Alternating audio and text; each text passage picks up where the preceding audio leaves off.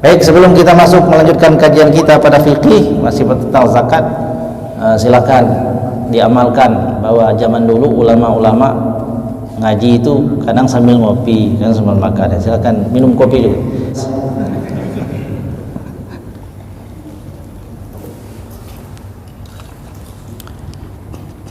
Bismillah.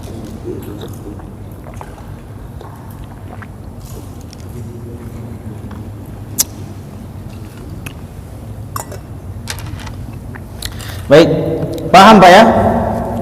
Penjelasan tadi ya, cerita tadi. Nah, sekarang kita lanjutkan kajian kita pada kitab Fathul Mu'in. Pada hari ini kita masih pada bab zakat, akan tetapi kita akan mengakhiri pembahasan tentang zakat apa kemarin? Zakat makanan pokok berupa biji-bijian, ya, yang bisa disimpan dalam waktu yang lama. Itu sudah kita bahas. Sekarang masuk pada furu', penjelasan cabang yang masih ada kaitannya dengan tanaman. Nah, kita dengarkan ini karena ini juga sangat penting. Bismillahirrahmanirrahim. Qala al-musannif rahimahullahu taala nafa'ana Allah bihi wa bi 'ulumihi fid dharain amin. Far'un, cabang.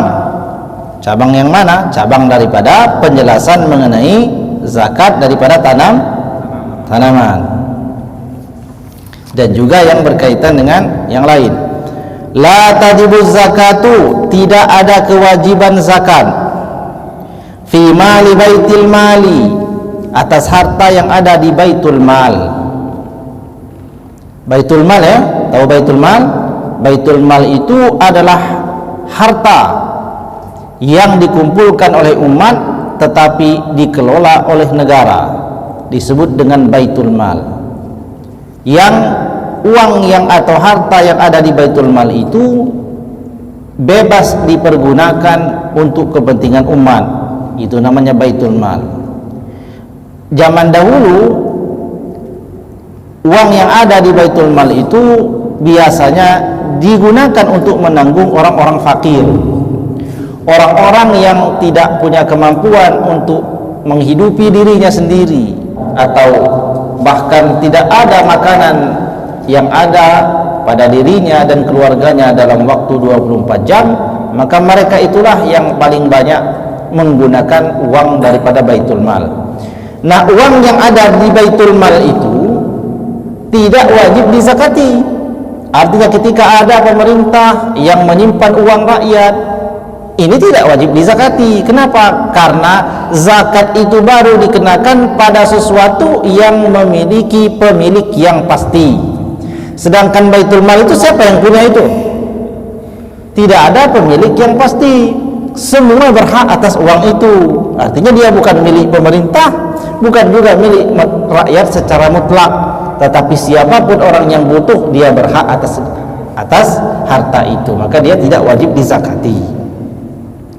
La tajibu zakatu fi mali baitil mali wala fi ray'in mawqufin min nakhlin aw ardin ala jihati ammatin kal fuqara'i wal fuqaha'i wal masajidi li'adami ta'ayyunil maliki.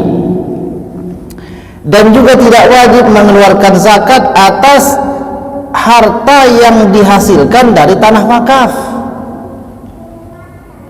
Ada tanah wakaf, lalu tanah wakaf itu dijadikan sebagai lahan usaha, ya. Kemudian ia menghasilkan. Nah, hasil yang dihasilkan daripada tanah wakaf itu tidak memiliki kewajiban untuk dikeluarkan zakatnya, seperti kurma atau tanah yang diwakafkan untuk kepentingan umum, ya, yang diwakafkan untuk kepentingan umum. Seperti apa contohnya kepentingan umum itu? Kal fuqara'i, seperti wakaf yang diwakafkan atas nama orang-orang fakir. Tanah ini aku wakafkan untuk orang-orang fakir di kampung ini. Maka ketika tanah tersebut kita gunakan sebagai lahan usaha, lalu menghasilkan uang, maka uang atau tanaman yang ada di atas tanah tersebut tidak wajib untuk dizakati. Kenapa? Karena tidak jelas kepemilikannya. Kepemilikannya bukan milik perorangan, bukan juga milik lembaga, tetapi semua orang fakir berhak atas hal tersebut. Itu disebut dengan apa? Sesuatu yang tidak memiliki pemilik yang jelas. Wal fuqaha, dan para ahli-ahli fikih atau orang-orang yang berfatwa. Zaman-zaman dahulu banyak tanah-tanah dan kebun-kebun yang diwakafkan atas nama para ahli fikih. Ahli fikih itu orang yang paling dipentingkan di dalam dunia ini, karena semua urusan itu kaitannya dengan fikih. Makna ahli fuqaha di sini orang yang dimintai fatwa.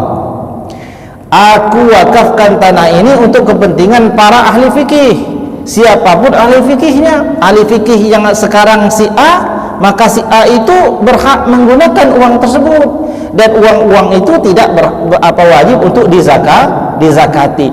Orang ahli fikih yang satu ini pergi, umpamanya berpindah tempat, maka akan masuk ahli fikih yang lain, orang yang berfatwa, dia pun berhak atas hal tersebut. Maka dari sini tidak ada pemilik yang tetap, ya, tidak ada kepemilikan yang jelas. Semua yang penting dia ahli fikih, kemudian mengabdi di kampung itu, maka dia berhak atas hal tersebut. Maka kepemilikannya bukan kepemilikan yang pasti, maka hal ini menyebabkan ia tidak wajib untuk dizakati. Wal masajidi, begitu juga sesuatu yang diwakafkan untuk masjid-masjid. Li'adami ta'ayyun malik, sebab tidak wajib dizakati itu karena tidak jelas ketiadaan pemilik yang pasti. Nah ini, wa tajibu fi mauqufin ala muayyanin, akan tetapi tanah yang diwakafkan, kemudian tanah wakaf itu memiliki penghasilan, tetapi tanah tersebut diwakafkan atas orang yang pasti, ya, orang yang pasti. Wahidin, satu orang umpamanya. Jadi ada satu orang dikasih wakaf, aku wakafkan tanahku ini untuk kepentinganmu. Mu-nya itu siapa? Si Zaid umpamanya. Maka si Zaid ini adalah pemilik tanah wakaf itu, ya kan? Maka hasil daripada tanah ini, meskipun tanah wakaf tapi pemiliknya pasti satu orang, maka wajib dikeluarkan zakatnya. Au jama'atin muayyanatin, atau diwakafkan kepada jamaah yang pasti. Meskipun diwakafkan bukan hanya pada satu orang, tapi pada jamaah, tapi ditetapkan jamaahnya jamaah apa?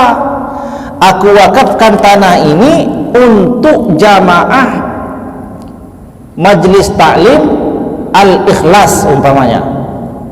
Ketika dia sudah menjadi hak daripada jamaah dan pemiliknya adalah Majelis Taklim itu, jelas kepemilikannya. Bila ia menghasilkan, wajib dizakati, meskipun pemiliknya tidak hanya satu. Jadi bedakan ini, sesuatu yang dizakati atau tidak itu digantungkan pada jelas atau tidaknya pemiliknya. Itulah pentingnya pemilik itu. Kemudian selanjutnya ka'aulad Zaidin, ya, contoh tadi itu sesuatu yang dizakatkan pada jumlah orang yang banyak tapi jelas. Contohnya adalah anak-anaknya Zaid. Aku wakafkan tanah ini untuk semua anaknya Zaid. Pemiliknya siapa? Anaknya Zaid. Meskipun anaknya Zaid itu 200 orang pemiliknya, ya, tidak hanya satu orang, tapi jelas akad wakafnya kepada anak-anaknya Zaid. Jadi pemiliknya adalah anak-anaknya Zaid. Apabila ia menghasilkan lalu kemudian mencapai nisab, maka wajib mengeluarkan zakatnya. Zakarahu fil majmu', hal ini telah disebutkan oleh Imam An-Nawawi rahimahullah ta'ala di dalam kitab Al-Majmu'. Nah, ini yang kira-kira penting untuk dibicarakan di dalam perkara furu', di dalam zakat masalah tanam-tanaman ini. Semoga kita bisa mengambil manfaat daripada keterangan-keterangan ini, bahwasanya kepemilikan akan sesuatu itu menjadi sangat penting ketika akan dikenai hukum.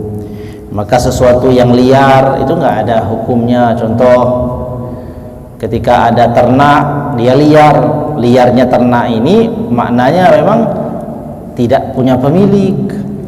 Ketika dia tidak punya pemilik, maka berapapun jumlahnya tidak wajib zakat. Ya, liar yang betul-betul liar. Nah, begitu juga dalam hal harta, tidak jelas kepemilikannya, maka dia tidak bisa dikenai oleh zakat. Wallahu a'lam bishawab. Sampai di sini dulu pelajaran kita malam hari ini terkait masalah zakat. Kita telah menyelesaikan zakat ini, yakni zakat makanan pokok. Selanjutnya kita akan masuk pada, kalau di dalam kitab Fathul Mu'in urutannya adalah zakat daripada binatang ternak setelah ini. Akan tetapi kita akan urutkan pembahasannya supaya benda mati dulu semuanya. Jadi nanti zakat binatang ternak kita akhirkan. Jadi setelah ini kita akan pindah kepada zakat yang lain, barang tambang, barang temuan, ya. Kemudian apa lagi? Ya, semua yang wajib untuk dizakati itu. Lalu nanti terakhir dari bab zakat baru kita bahas tentang zakat daripada hewan ternak. Demikian saja. Mudah-mudahan ada manfaatnya. Wallahu a'lam bishawab. Wassalamualaikum warahmatullahi wabarakatuh. Ya, silakan diminum kopinya. Jika ada yang masih ingin didiskusikan.